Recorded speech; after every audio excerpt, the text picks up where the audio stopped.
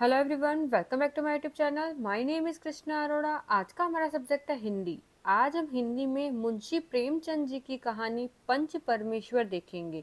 तो चलिए शुरू करते हैं। तो हम सबसे पहले देखते हैं कि इस कहानी में क्या बताया गया है। यह कहानी सच्ची दोस्ती, न्याय और ईमानदारी की भावना को दर्शाती है। तो आइए अब हम कहानी देखते हैं।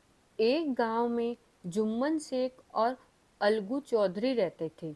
दोनों बहुत अच्छे दोस्त थे। उनका आपस में बहुत प्रेम था और लोग उनकी दोस्ती की मिसाल देते थे। जुम्मन शेख की एक बूढ़ी खाला यानी मौसी थी। उसने अपनी सारी जमीन जायदाद जुम्मन के नाम कर दी थी। बदले में जुम्मन ने वादा किया था कि वह जीवन भर खाला की देखभाल करेगा। शुरू शुरू में जुम्मन और उसकी पत्नी खाला का खूब ध्यान रखते थे, लेकिन कुछ समय बाद उनका व्यवहार बदल गया।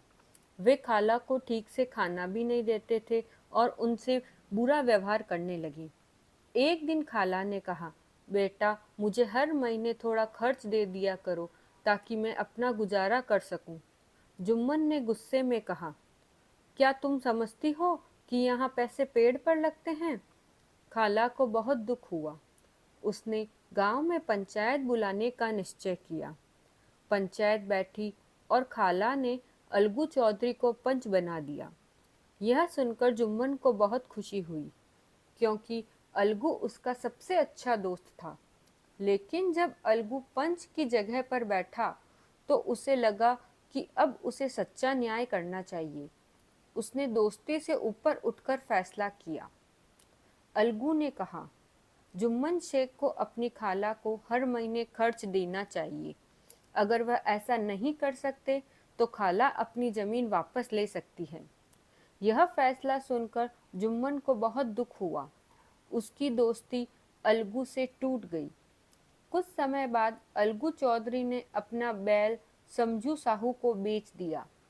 साहू ने बैल से बहुत काम लिया, जिससे वह बैल मर गया।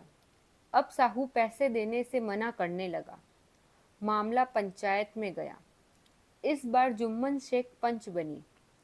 अलगू को डर था कि जुम्मन बदला लेगा, लेकिन जब जुम्मन पंच की जगह बैठा तो उसे महसूस हुआ कि पंच के पद पर बैठकर केवल न्याय करना चाहिए। जुम्मन ने फैसला दिया, समझू साहू को अलगू चौधरी को बैल की पूरी कीमत देनी होगी। यह सुनकर अलगू बहुत खुश हुआ। दोनों दोस्तों को समझ में आ गया कि पंच के पद पर बैठकर इंसान नहीं, भगवान बोलते हैं। दोनों की दोस्ती फिर से हो गई। कहानी का संदेश, यानी अब इस कहानी से हमें क्या शिक्षा मिलती है? न्याय करते समय दोस्ती और दुश्मनी नहीं देखनी चाहिए। पंच के पद पर बैठकर व्यक्ति सच्चाई और न्याय का पालन करता है। इसलिए कहा गया है, पंच परमेश्वर होता है।